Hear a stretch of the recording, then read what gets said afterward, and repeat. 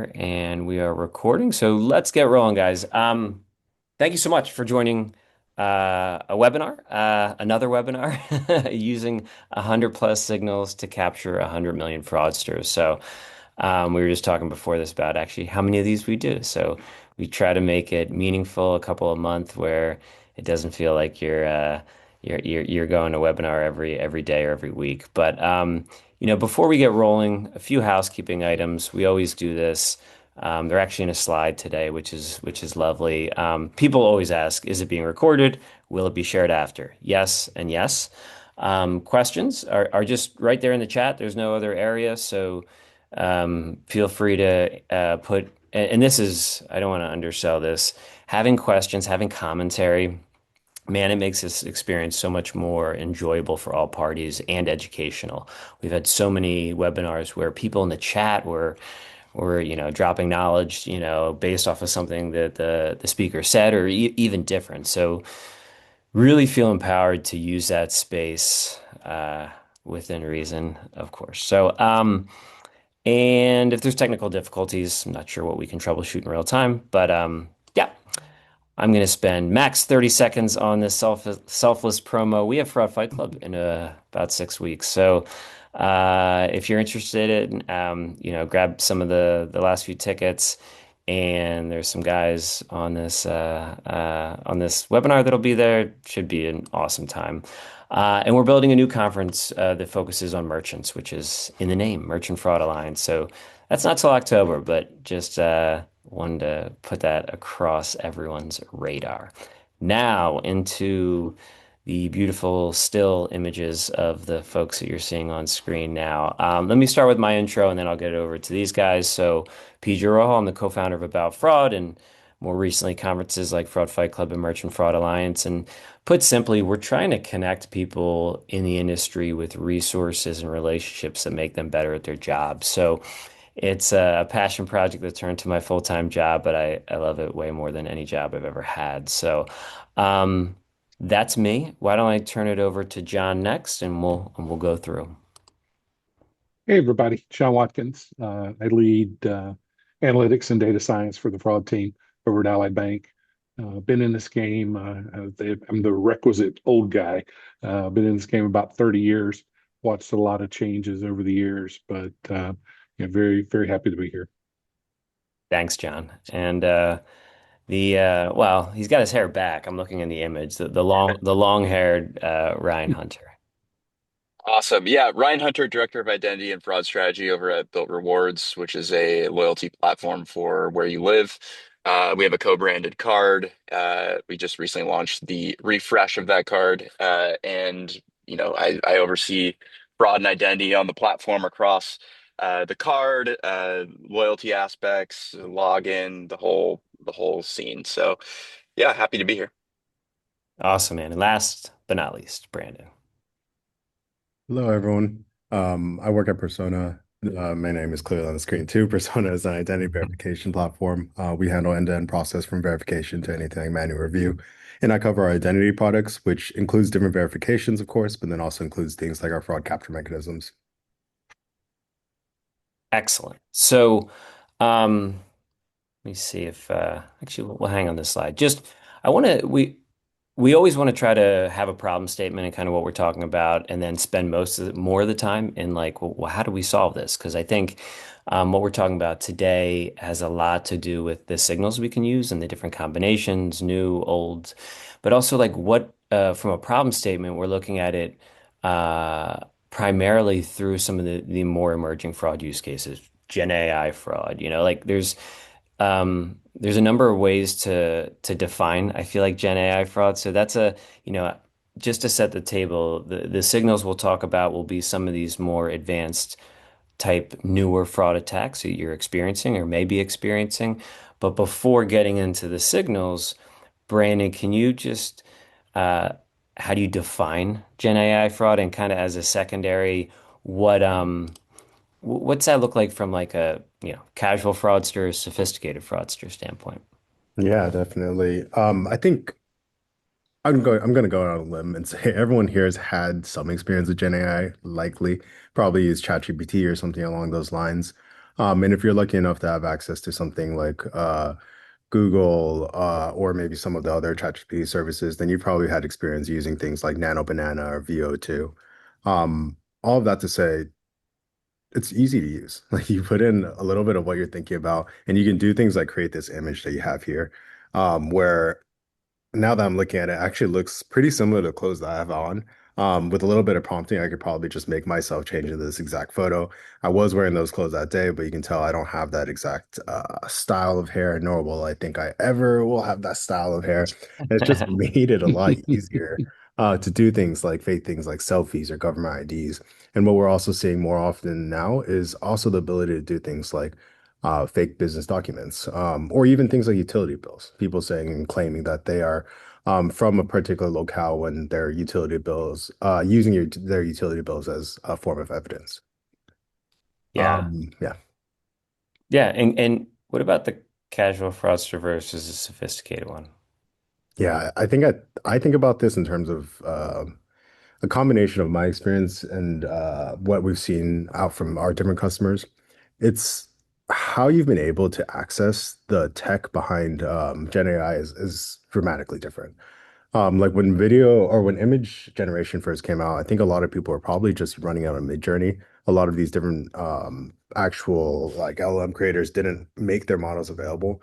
And now it's gotten to the point where I can run image generation locally on my computer, even with an M1 chip.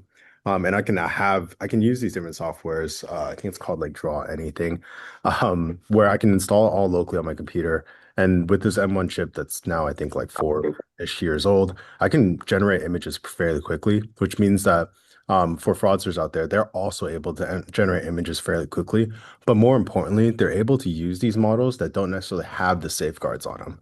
So, as an example of that, if we use something like Sora, I think Sora actually has pretty decent model guardrails on it. It doesn't allow you to input and prompt certain things, but that's not necessarily the case for a lot of these mo locally run models. All of this to say that the sophistication of or casual fraudsters are able to access models that much easier, and sophisticated fraudsters are able to probably test a lot of these models and then create much more elaborate ways. Where the tech in the past, maybe if you used it for government ID, there might be a crazy blur for things like text fields, or maybe like the signature was too perfect, or maybe not even on the same place. But most recently, when I made a fake ID for a demo, I changed the picture, forgot to prompt the rest of it, but it actually changed all of the PII fields and the signature too. And reading through the LLM prompting, the LLM thinking, it actually showed that it said, "Oh, we saw that you wanted to change a picture. It looks like this thing is an ID, so we went ahead and just changed everything else related on the ID to you." And that to me is like probably a huge boon for fraudsters, both casual or sophisticated alike, because they don't need to put as much more effort into making sure that their output, what they're doing, actually would pass muster. Yeah. Yeah. I mean, makes the good better, the better best, and, however you want to phrase that and whatever the attacks look like. So this is for Ryan and John. We'll start with John. I guess you know, whether, at your institution, just talking with people in the industry, I'll say generally, how often are you seeing Gen AI fraud now versus the past, like in the wild? Yeah, I think speaking from an industry standpoint, it's definitely rearing its head. As we look at our different platforms and the verification methods that we intend to use, this is where it's really really starting to come home. The fake IDs, the fake selfies, where it's beating liveness capture. That's starting to become a problem, and it's more of the onesies and twosies now. But it definitely is creating concern because what we used to worry about, especially for onboarding, were applications at scale. Could they go through and beat our normal checks around device, identity verification, phone checks, email checks, et cetera? Then okay, great. We start stepping up to document verification and selfies. Well, now as we're seeing the one-offs starting to beat it, the concern is, can they start building this at scale? Can they start taking all the PII that they were scripting, combine it with fake IDs, combine it with selfies into homogenous fraud platform, as it were? And then we're back to the days of seeing applications at scale and losses at scale. That's what really worries institutions. the one-offs, the two-offs, you can survive those, but you can't survive the attacks at scale. And that's, we're seeing the onesies and twosies, but we know the scale's coming. I mean, Ryan, what are you seeing? Yeah. Yeah, that's interesting that you say that it's onesie twosies now because my experience was maybe 3 to 6 months ago. I was seeing onesie twosie on the Gen AI front, and I'd be like, "Wow, that's interesting. I've never seen that before." And then it was like a little bit more frequent, a little bit more frequent. But by and large, they were being stopped by the ID and selfie vendors. Fast forward to maybe over the last 3 months, I've seen it probably increase tenfold or more on the ID on the generative AI front, especially as it relates to fake documents that are clearly generated by AI, as well as the selfies being fake. And I've seen this just accelerate to an extreme level where the majority of the fraud that I'm seeing is actually AI generated fraud in my ID and selfie flows, which is crazy to me. And what I'll also say is that, you know, talking about the sophisticated versus the unsophisticated, I would totally agree. And like in the past, it would either be you'd had to physically get a fake driver's license in someone else's name, which had a cost component to it, or you had to have the skill set or be willing to pay for the skill set of someone with, say, Photoshop skills or whatever to create these driver's licenses. And now it's like you said, you could just go online. And I could be just do it online on a model and get it printed out. So I've been seeing that a lot more. Where I think this is also part of an overall trend where we'll call it a lot of it is types of fraud where people are just it's like opportunistic fraud where they see this and they're like, oh, I heard this works, I'm going to try it, where they're able to just plug this, there's someone they know PII in and get a driver's license out and go try that. So I have been seeing that more and more recently, and it's a scary level of AI generated fraud that I've been seeing and hearing overall in the industry. Yeah. Yeah, and it's great to hear different, Built Rewards and Ally are obviously very different FIs. People on here, whether from FIs or other institutions, are going to be different. They're going to be seeing this at different scales. But I think validating and kind of that it is here, onesies, twosies versus higher scale. It's just kind of bracing yourself and what you can do about it, which we're going to get to in a few minutes. But real quick, Brandon, types of attacks you guys are seeing at your level. Yeah, and it dramatically varies across the industry, or across different industries. There's just a few different examples that I outlined here, that are maybe some of them that we talked about already, like the deep fakes, the government ID editing, the document editing. But then we're even seeing things like, you all might have seen this on Twitter, X, or Threads, or whatever social media you're using. People are even claiming things like failure to deliver goods or services. So maybe they claim that falsely that their package is already open, there's nothing inside, maybe even taking a picture of the goods that they received and prompting Gen AI to say like this thing is broken. And I think Yeah. some of the more humorous slash, depending on how hungry you are, not as humorous is when people see that claim that their food that they delivered never arrived, or that there was a bite taken out of it, or that it was undercooked. All of these are different ways that people are using Gen AI and fraud that are maybe a little bit more consumer centric that maybe we don't see as often, depending on what industry we're in. Yeah, those are actually I hadn't thought of those, if friendly fraud wasn't, easy enough, problem enough, and then you Yeah. can create a picture that's like, yeah, see, I told you. Um, I thought of it more from the deep fakes and the government ID editing, and you guys can see some of that there. Yeah, PJ, I'll build on that in some discussions that was at a recent user group for another vendor, and one of the discussions was around kind of degradation and in the moral structure. That, hey, it's okay to cheat a Mm, little bit, and yeah, that slippery slope. But now, the worries of things like disputes, uh, credit card disputes, things like that.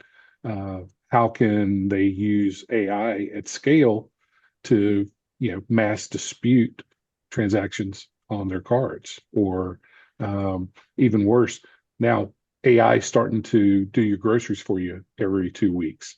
Uh, how do you start disputing that? And is the are the networks, are the structures and governance built around? All right, so what if AI does it? It wasn't really you; it was your AI that did the transaction. Who's liable? So these are some of the things that the industry is really concerned about, with the advances in Gen AI. Yeah, and Yeah. one thing I want to just add on that is sort of what I was talking about with the opportunistic fraud is where people are sort of it's more normalized they see it as like a hack, I right? You like think that. about the Klarna hack, the Chase ATM hack, right? Where it's like, yeah, that's fraud. That's the Yeah. hack. The Yeah. hack is crime, right? The The secret hack is sauce is crime. And so it's like I think that that's sort of a sort of a trend that's happened more recently where it's like I always describe it as like ants at a picnic, right? Where like someone does something and then you get all of the ants to the picnic. yeah. And it's sort of similar where it's like one guy figures it out, posts it on social media, posts it to the Telegram group, and suddenly you get 10,000 people doing the same thing in a 4 hour period. And I'm very Yeah. worried about that from like a first party fraud, especially when you're talking about 100%. goods and services, right? Like food delivery, like or even disputes, like John was talking about. Like you get Yeah. 10,000 Mhm. people doing that. That's sort of the system's not prepared to handle that. Yeah. The piranhas attack. It's No, I mean, to be realistic, all of us, even us good guys, we're humans, right? So like we all have different lines. It's a spectrum of where your morality, what you think is okay, what you think is not. And if you the usually the reason you'll cross that line is if you see a lot of other people doing it, you can justify, it's not really hurting anyone, like, the bank, and hopefully not the folks in this discussion on this call, but like that's it's not organized crime and but it's something that really is financially damaging to a company, whether you're the merchant or the issuer or the bank or whoever it is. So um, yeah, some really good points. So let's get into the more of the solving discussion, and we're going to get into signals and underutilized signals, but and you guys can kind of browse some of this. But first, John, um, just kind of level setting, like how you define risk signals. Signals is used a lot, and kind of the second part of that is how you separate it from visual checks, like the onboarding visual checks. Like, is that a signal? Is that not a signal? Just kind of unpack that for us. Yeah, so I think the term signals, a lot of that lends itself to immediately some sort of authentication or verification. So it's the treatment piece of it. Um, yeah, I look at the signals, get back to the transactional, get back to the interaction that you're dealing with, whether it's onboarding, whether it's a login, whether it's a transactional piece of it. I think there's a lot of signals around that, that starts, you know, we're all online now. Just about everything that we're doing here, is involving some sort of digital signal. So, you've got to understand about the device. You've got to understand about the actions on the device. Is there, malware, different things on the device, and then the behavior piece of it. So, kind of jumping around the different boxes here, but it starts with the device and almost ends at the device that you've got to be able to consume those signals. There's other verification signals, like if you're doing onboarding, your customer signals, public record information. Is this person actually real? And is this who they say they are? Then you got to figure out, are they going to pay you back signals? Many times we're dealing with some sort of financial transaction. Does this put me uh, in line for a loss? Other things about the email. How are you contacting them? How are signals about the phone? So there's a broad universe of signals. I think where AI is really challenging us is going to be around some of those verification pieces. So whether it's the image, Yeah. whether it's the document, uh, some of the behaviors, it's able to spoof cadences and more natural cadence from a typing standpoint. Those are some of the things that when I'm looking at signals that I'm real concerned about today. Yeah. And Brandon, you're going to talk a little bit about kind of the underutilized signals or new and kind of how we can um, start thinking about getting more help in some of these areas. But Ryan, real quick, what about like visual checks that you used in the past that are becoming harder to use these days? And Yeah. not super specific, but just the types of checks you would do. Well, I think I've reviewed more driver's licenses than most people on earth. I think I've done over 100,000 driver's licenses in my career, which is insane and makes me question my choices in life. But regardless, I've reviewed a lot of licenses in my life, and I used to rely solely on static visual image checks, right? So you're looking at the ID, you're comparing it to the selfie. Does it look like them? Does the ID look good? Is it fake? Whatever. And you can do it. I used to do a very good job at this, at least I think I did. And utilizing some of these vendors to help you out with some of these signals. Nowadays, static visual images are basically worthless. At the bare minimum, you need video replay of what the selfie and what the capture looks like. And then one step further than that, you need like source of truth data, right? Which is like AMVA checks, etc.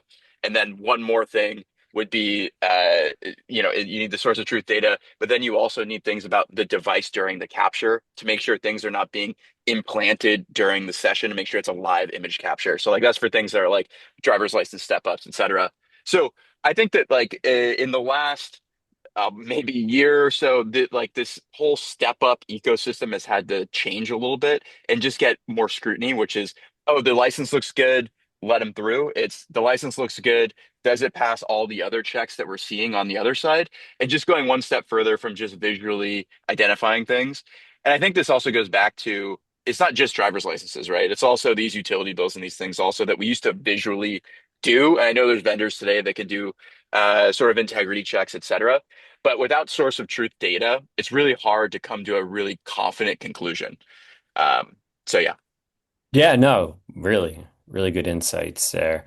Um, Brandon, maybe kind of unpack this deck or this slide here and what's new or maybe underutilized. Yeah, and I totally agree with Ryan. It's super, super hard to um, look at all the formats and just think about just driver's license alone and oh my gosh, 150K. Driver's license alone. There's so many different changes. Like for example, California driver's license changed. There's 50 different states you have to be aware of. Across all the different countries, some of them have different national IDs, some of them have different passports. Like it's almost impossible, especially if you run a global business, to understand everything. For example, I was looking through some different manually flagged cases to assist customers from fraud it, and then we started looking at a diplomatic ID, which I had never seen before. We had never come across, but we had to go and like vet on the behalf of this customer. And all of this to say, going back to what PJ said earlier, the way to capture what's happening isn't necessarily trusting your eyes anymore with how good Gen AI has gotten and how sophisticated some of these inputs are. It just kind of depends on what your specific fraudster is doing because they too are also human. They too are using devices constrained by this human world. And some of these aspects of how they're doing their submissions aren't necessarily going to change. But the heavy caveat here is it kind of depends how you're what signals you're capturing and how you've implemented the signal capture at what points in your ecosystem. For example, how what you're able to capture from a browser might be very different from what you're able to capture from like a mobile app. And so while we're talking about like the death or the decline of visual checks, there's still some things that are going to be helpful. Um, for example, like an ID format. Is an ID format still good given a particular issuing year? Does it still make sense that way? And maybe there's some sort of data formatting consistency check, like um, for a passport. Is an MRZ code like an actual valid set of numbers? But the other things that we're talking about here, these device and network behavior signals, these behavioral signals, it comes down to how would a submission happen normally? Really thinking about how a user might be interacting.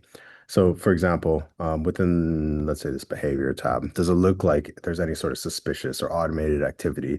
There are some examples here, for example, like shortcut usage, but then maybe also things like, um, did you leave the session at any point? How many times did you restart the session? Maybe aggregations of those. How many sessions are there tied to a particular IP? Or if you want to get even more specific, how many sessions are there tied to a particular device token, like a unique ID? And then as far as device signals goes, my definition of underutilized might be a little bit different depending on what is the hot topic at your current company, given what you've seen with your fraudsters. But then the thing that we're trying to figure out is this a real device? Is this a user submitting this on a real device, or maybe are they emulating a device, submitting it through like an injection attack? Is there any sort of device handoff that indicates this? In some ways that you might be able to capture that, especially if you're doing something like mobile app, is being able to pick up signals like what's the battery level on this device? What's is there any movement on this device? Are we detecting anything through the gyroscope? Are we maybe detecting that this is like a rooted device or an emulated device that might indicate whether something is jailbroken, whether someone's tampering with the app itself? And then app stores are honestly also helpful with this too.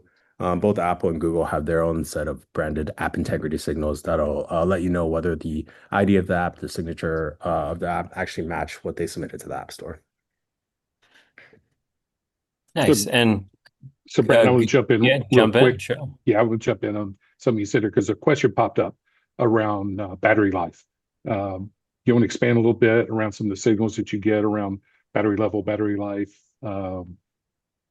plugged in, et cetera. Yeah. At the end of the day, it comes down to what can you measure? That's battery life, and then what's like a real life behavior for battery life. So let's say somebody is, as an example, somebody is imitating an Android device from their phone or from their computer, emulating using their phone, their computer to emulate that you're creating the submission to this particular Android device. But let's say for whatever reason, they actually forgot to manipulate the battery life that you're getting from this phone. So as a result, you're seeing that the battery life is always 0%. That's like a best case scenario where you can tell like, oh, the battery life that you're detecting that you should be gleaning from this mobile app, which in reality you're actually getting from a tampered app that's being run on a desktop device, indicates that the device you're using is maybe not correct. And then just to expand on that a little bit more, because John, you mentioned like, is this thing, for example, like virtually plugged in? Let's say it is a real phone on a shelf somewhere that's plugged in 100% of the time. The battery life is always 100%, but we see that the gyroscope is always zero. In that case too, then maybe it depends. Yeah, then maybe it depends. It would indicate that, hey, this phone is not moving, which is not actually aligned with how you might use your phone day to day. Like I certainly don't know anybody who uses their phone just on their desk, just tapping on their screen all day. Yeah, and Brandon, I've used that as a classification variable where I've looked at, hey, is the mobile device is 100% battery and it's plugged in? Who does that? Yeah, that's not natural. And with other signals, I've always found that to be a good segmentation of a start looking at these and then bring in other signals to see is there risk as well. So Yeah. And first, Ryan, anything you want to add in before I? Yeah, I mean, I would just say that the phone battery life is a very interesting one, but I think that there's just so much rich stuff you can glean from the device that I think that was like one of the biggest step changes in my fraud career when I went from no device data to getting device data. And you can just see some of the crazy stuff that you can get from the device. Very scary, very big brother. it You is. know, you can see wild stuff on there. I'm like, this is legal, this is crazy. Anyway, it's like you can see, like all different things like time zones. You can see uh, all these different hashes you can clean, what their volume level is, like all these different things. When the last reboot was, crazy stuff like this you can get from the device, which, especially on mobile, you can get really rich signals. And I'll say that, like, each one of these on its own doesn't really mean anything, right? Like a plugged in phone doesn't mean anything, but that's a good place to start. And when you start layering in, if you start noticing a fraud group that's all doing the same thing, where it's like, hey, they all have plugged in phones, well, then you get everyone who has plugged in phones and see, hey, can we narrow it a little bit further, a little bit further? And I think for me, it's like, uh, if one signal from the device works on one fraud group, eventually they're going to figure it out. It's like, oh, I'll unplug the phone and just do this again. But then the next fraud group will have something else that you can use to capture it. So I think the device Yeah. is like, it's so rich, the data that you can get from it. It's like one of the most powerful step changes in fraud detection, besides this like information matching, I'll call it, which is like email to identity, phone to identity, whatever. Like that's important and we should definitely still do that. But this is like an additional risk signal along with something like biometrics on the way in about how they're typing and form fill and things like that. And I'll say that, like, for me personally, uh like the way that someone is doing something is almost more important than the information that they're putting on the app, especially now that, one, all your information is out there. Two, it's also very easy to sort of spoof some of this information and sort of do things like injection attacks into the credit header data, so you can basically implant things like phone numbers and emails and such like that, so that the information as it aligns to the identity is almost not as important as the stuff that's coming in. At least it depends on what the fraud group is. So yeah, that's what I'd say there. Awesome. I'm glad I didn't plow ahead. That was very, very insightful. And I see. Uthra added a comment kind of about combination of signals, and that's what you guys are talking about is that like no signal. I mean, this goes back Gen AI or not when I was working on merchant payment fraud. It wasn't just like, hey, does the phone verify? And does email like you're stacking signals and behavior and other things together, right? And it's just even more critical that we do that when the image, the video, whatever it is, can be spoofed so easily. So with that being said, Brandon, kind of what are some combos that you're seeing that allow you to write some rules and kind of put in some logic? Yeah, I just wanted to shout out Uthra for teeing us off to this conversation.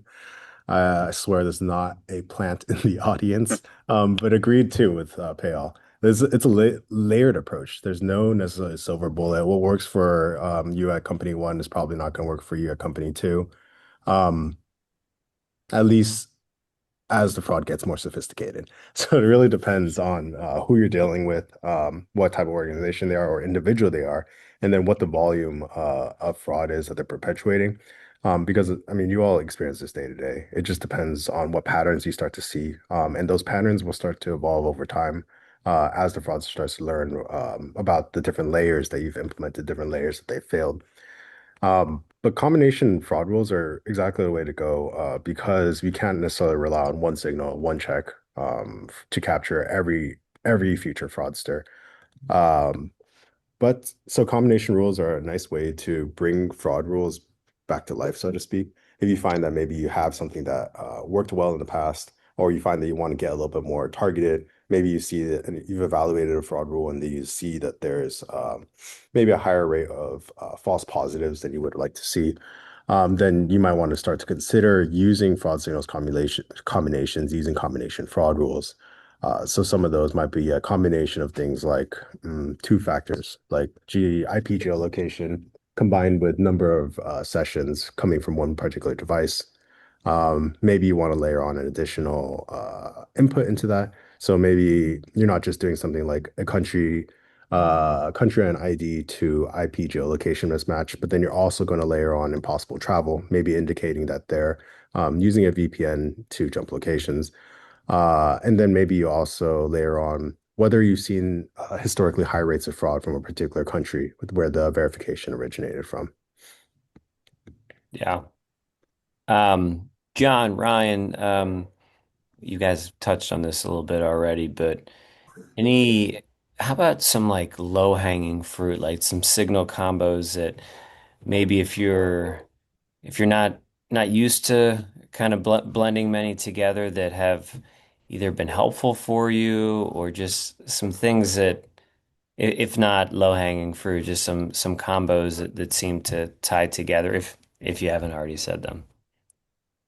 Yeah, I think for me, like there's a lot of low-hanging fruit. I think a funny story recently is like I was talking to some vendor that was trying to sell me something, and they were talking about they were talking who would ever do such a thing, right?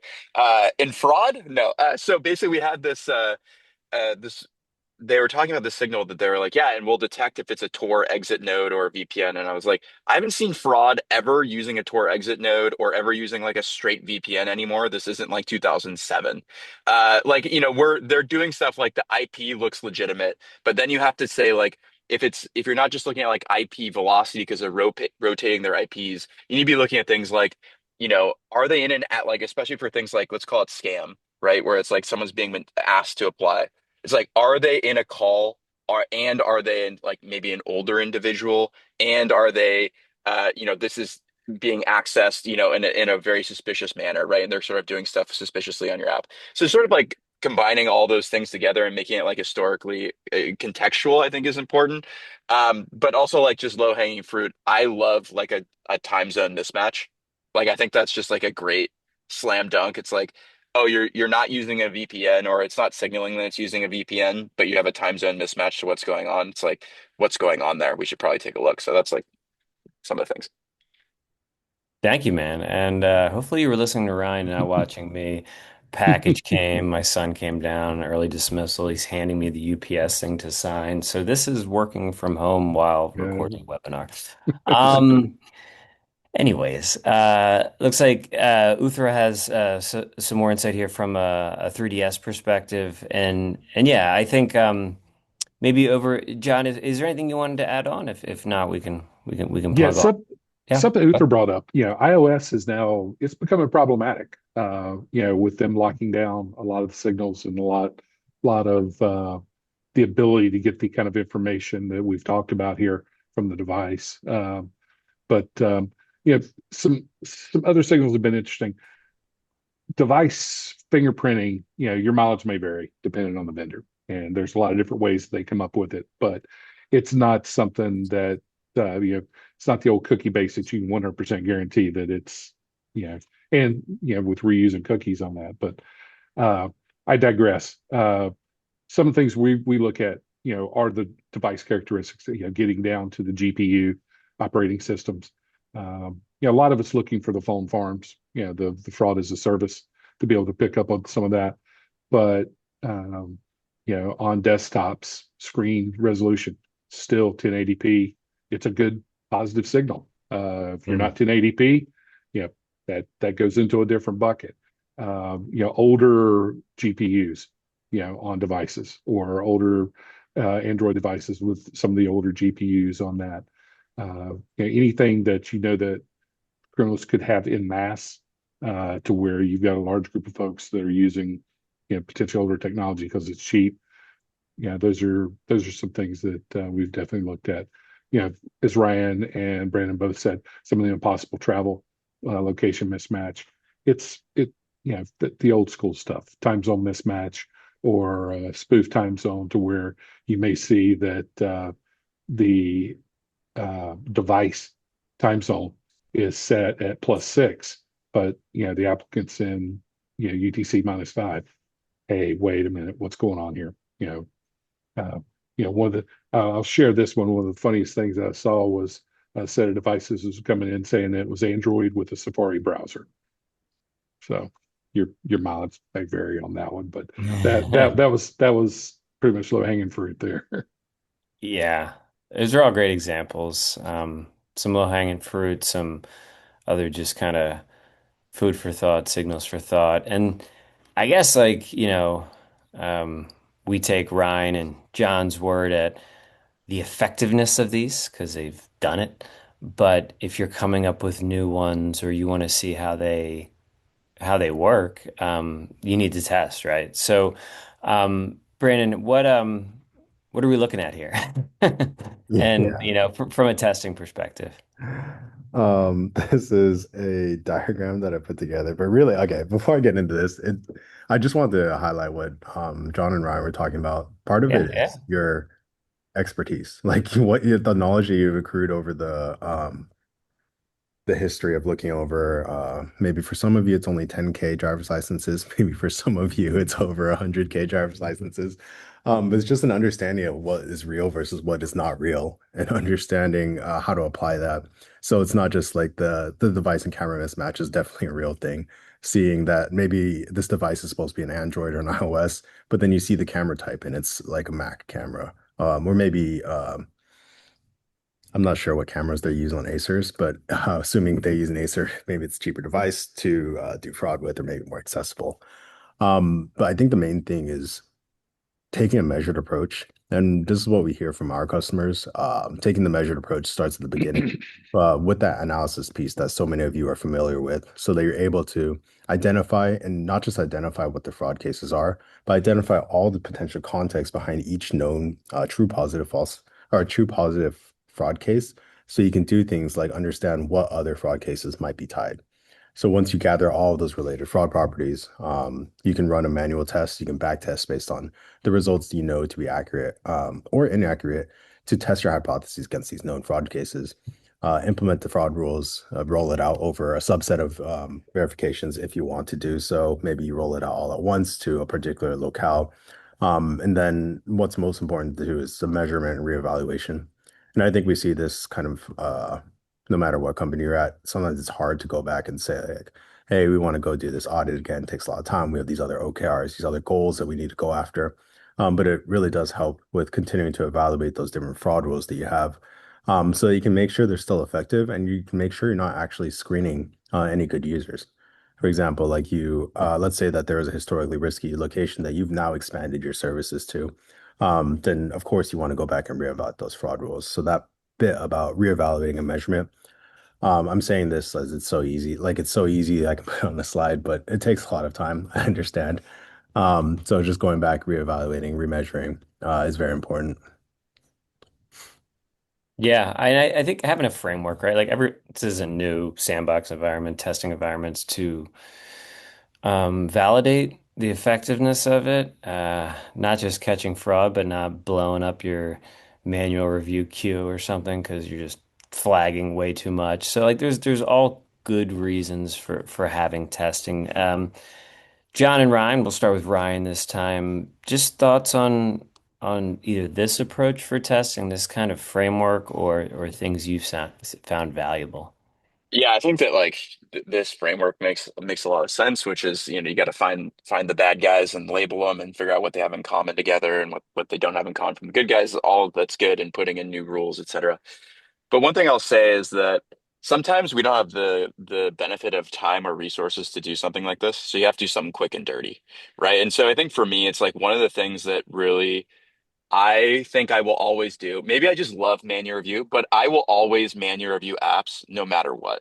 Personally, I will personally manual review even if I have a team of 75 people. And I find that it just really helps inform what's actually going on. I review good cases, I review bad cases, I review intermediate cases.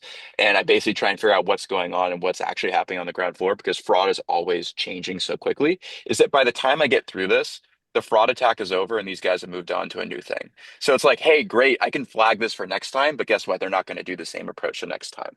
So I think for me, sometimes with these fraud attacks that are happening really quickly, I'm doing we're evaluating them all manually. We're looking at the data. We're trying to figure out what's going on, but then we're just implementing a rule and seeing how it works in real time.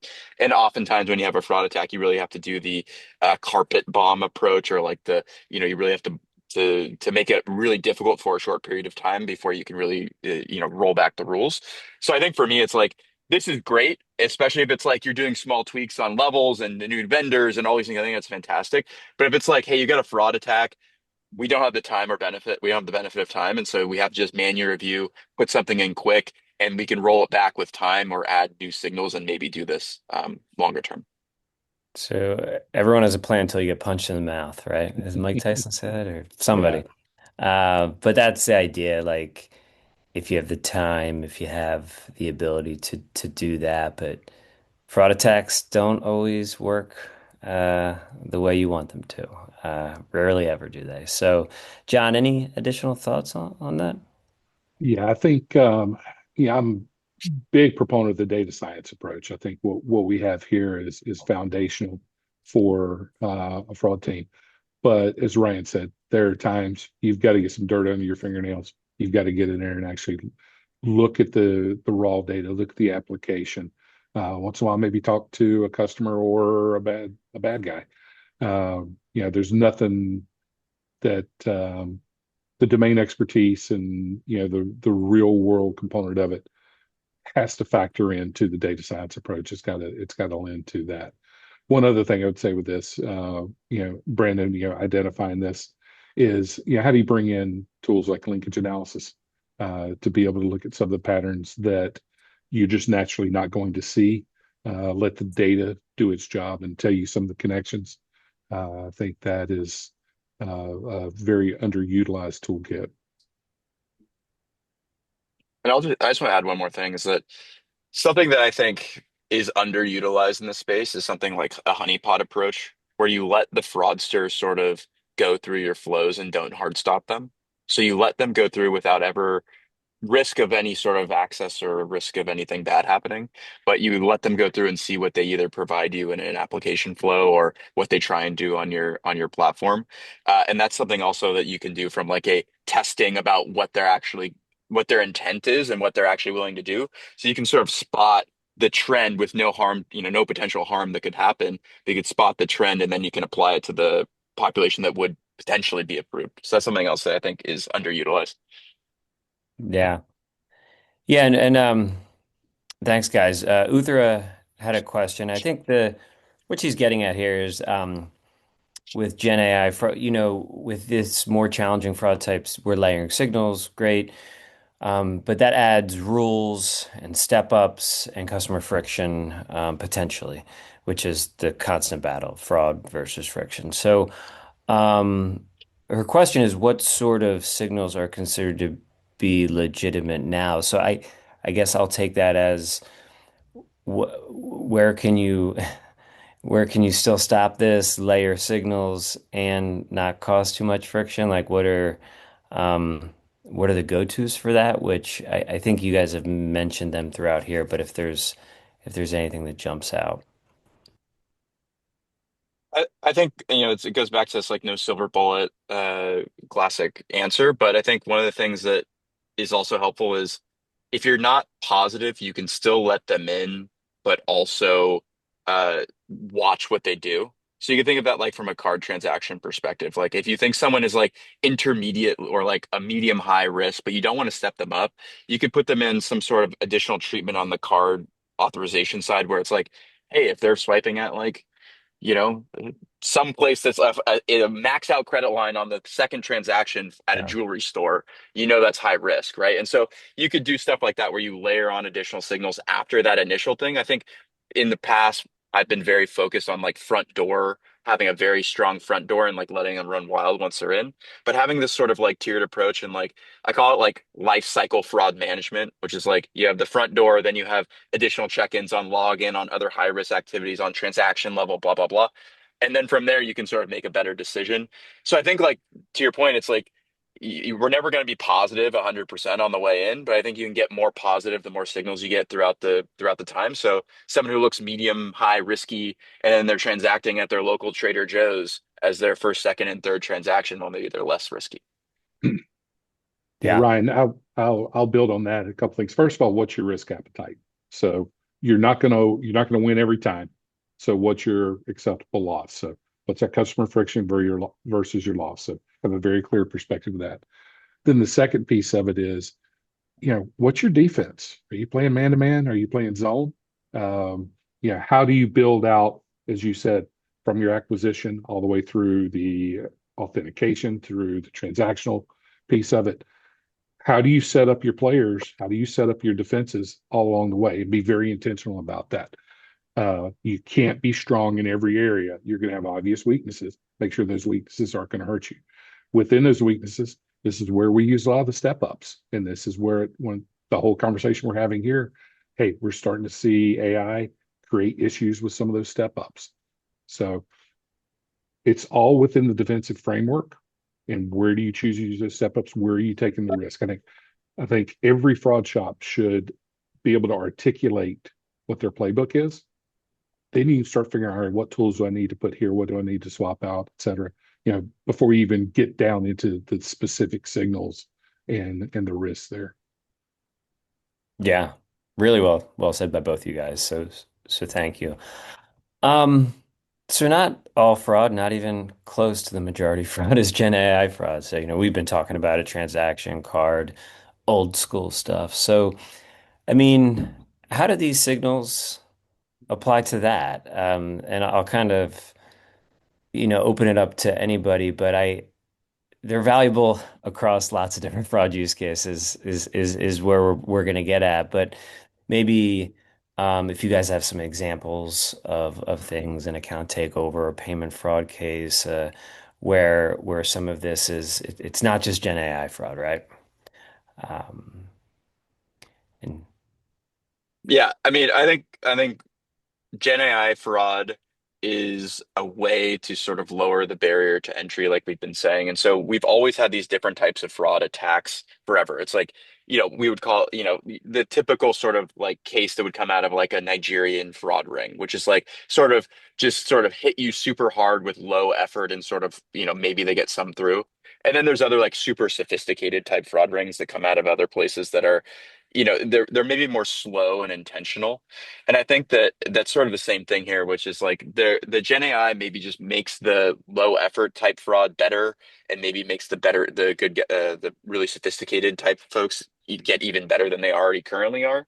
But I would say is that there's other types of fraud that still exist, which is like this standard third party fraud. It's a guy in a basement that's doing this all manually, and they're doing a lot of stuff, especially as it relates to, I would say, phone identity binding, that is wild to me, where they're basically, either doing reassigned phone fraud, or they're doing all kinds of different things to sort of make it seem like their identity is more legitimate than it is, and assuming the identity of somebody else.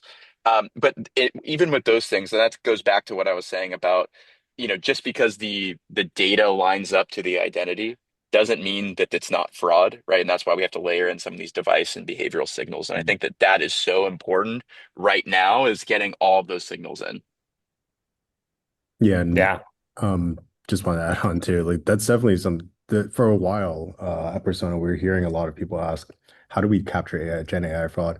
And recently we've started seeing the pendulum swing back a little bit to how do we capture other types of first or second party fraud? Because we're starting to see some of these really scaled fraud attacks all originating from one place, from one or two identity farms, where it looks like they're just pulling people off the street, getting them to submit a picture of their ID, getting them to submit a picture of their selfie, recording all of that, and then using that as a Gov ID or and self-verification a little bit later on. And we recommend the same talk track, same approach that we've had since the beginning, which is capture all those different signals that you have, use them to round out your context of, hey, is this actually a authentic transaction or not? And of course, layer that on to any sort of authenticity checks you might have for that Gov ID or selfie flow. Yeah. Awesome, guys.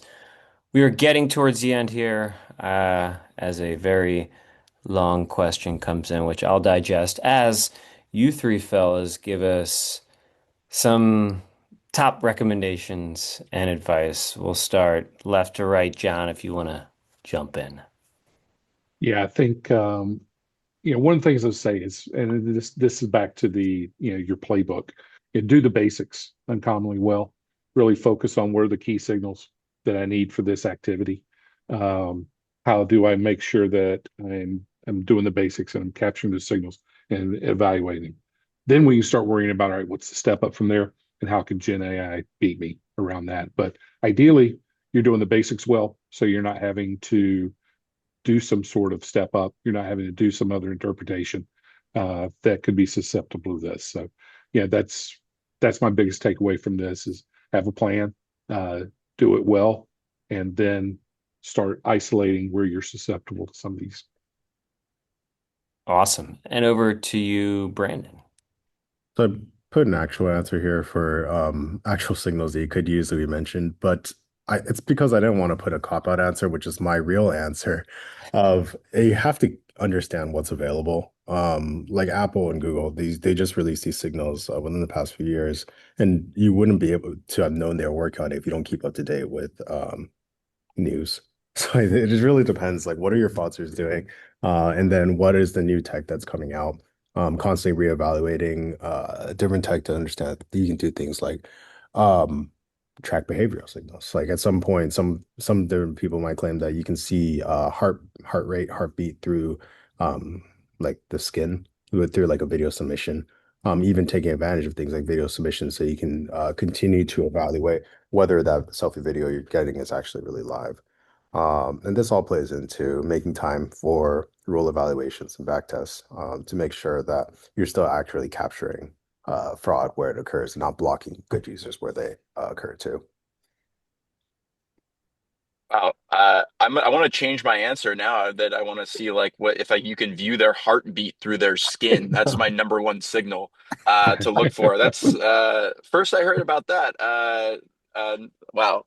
We're in the future. Some of the signals that I think I have here are about some of the things I've already mentioned, right? The suspicious form fills, like how they're filling out and how fast. Again, this is not a silver bullet. They're people are going to do this, and once they figure out you're doing it, they're going to do something different. And these models are always changing, but that's an important one. And then this like super easy time zone one, which is a really fun one, where it's like, oh, you're logging in. right away in, New York City, and then 5 minutes later, your time zone is in Jakarta. Something's wrong, right? Something's going on. So that kind of plays into this, uh, you know, constantly and consistently getting device signals, because if someone looks good on the way in, they might not look good on the second, third, or fourth interaction, and you can sort of find fraud that way. So those are my signals that I would use. Very nice.